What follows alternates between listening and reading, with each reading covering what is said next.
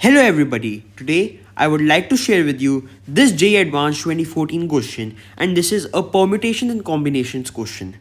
Now this question is very interesting, and I thought that many solutions online are not properly explaining how this question is to be solved. So I thought I'll make a video on this, and it's pretty basic if you get the hang of it and try to understand what's happening. So let's get started.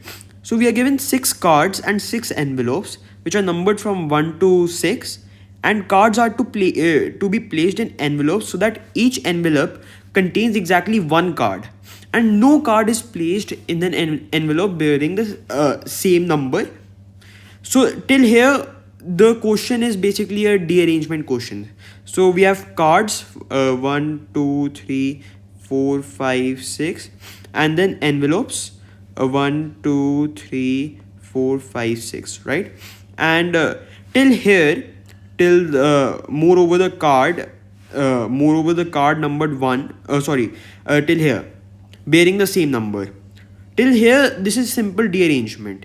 Like we know the formula of dearrangement of 6 objects, that will be d6 just a second, yeah, d6, or that is equals to 6 factorial into 1 by 2 factorial minus 1 by 3 factorial plus 1 by 4 factorial minus 1 by 5 factorial plus 1 by 6 factorial. Okay, so this is a basic dearrangement of 6 objects. But now they have given another condition, that the card numbered 1 will always be placed in envelope number 2, right? So they have said that the card number 1 will always be placed in envelope number 2. Okay, so 1 will always go in 2, right? So what we are left with is the cards are 2 3 4 5 6, and the envelopes are 1 3 4 5 6, and we need to ensure that no card number goes to the same envelope number. So 3 cannot go to 3, 4 cannot go to 4, 5 cannot go to 5, 6 cannot go to 6, right? But now this is not a basic dearrangement. Why? Because over here in the cards we have the number 2, and in the envelopes we have the number 1, right? So it's not similar to this, right? It's not same as dearranging these cards 1 2 3 4 5 6 and envelopes 1 2 3 4 5 6, because we have one card number 2 and the envelope number is 1, right? So how can we do this? So we are going to make two cases in this case. In the first case, we are going to assume that 2 is going to 1, right? So let's say 2 is going to 1, okay? And that there's no problem with that, because the card number and the envelope number are not the same. So what we are left is we have to dearrange 3 4 5 and 6, right? And what is that? That is basically dearrangement of 4 objects, right? So that is d4, that I'll compute later on. But in this case, when we say that 2 is always going to 1, then we just have to dearrange the remaining 4 objects, which will be d4. Now let's say 2 is not going to 1. 2 is not going to 1 and going somewhere else. Okay, now 2 is not going to 1 and going somewhere else, and 2 cannot go to 1, right? Because we have already taken that case that when 2 is going to 1.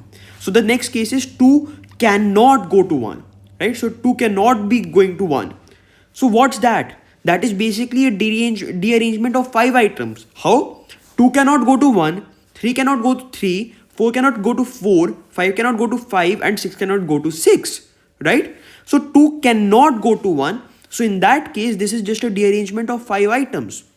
Like if we had 1 1 2 2 3 3 4 4 5 5, then 1 cannot go to 1, 2 cannot go to 2, 3 cannot go to 3, 4 cannot go to 4, and 5 cannot go to 5. Now in this case, we took one case where 2 is going to 1. So that will be leaving us with the dearrangement of 4 items. And the next case is when 2 cannot go to 1. When 2 cannot go to 1, it is the same as this dearrangement over here, d5, right? I hope you understood. So when 2 cannot go to 1, it's similar to saying that this envelope number is also 2. So 2 cannot go to 2. So over here 2 cannot go to 1, right? So there were the two cases. D4 was for when 2 was going to 1. D5 is when 2 cannot go to 1, right? And then next we are just going to like write the formula. 4 factorial upon 1 by 2 factorial minus 1 by 3 factorial plus 1 by 4 factorial plus 5 factorial 1 by 2 factorial plus 1 by 3 factorial and so on.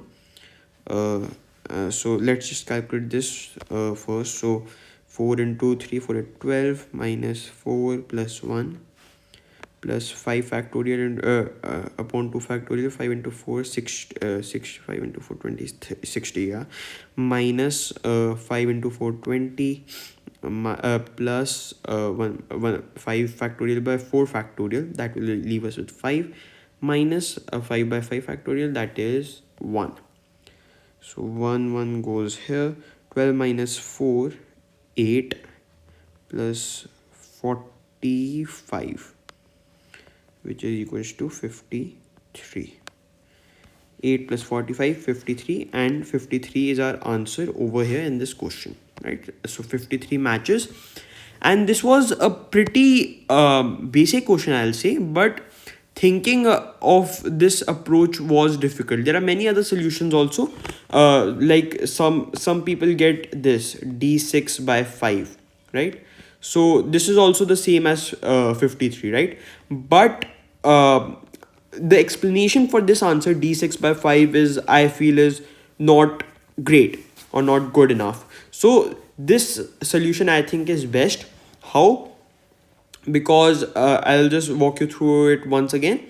D4 we got when 2 was going to 1, so we have to rearrange these 3 4 5 6, and D5 when 2 cannot go to 1, so it's like 2 being associated with 1, right? So like 2 is associated with 2, like card number 2 cannot go to envelope number 2. Similarly, card number 2 over here cannot go to envelope number 1. So it was basically a rearrangement of 5 items.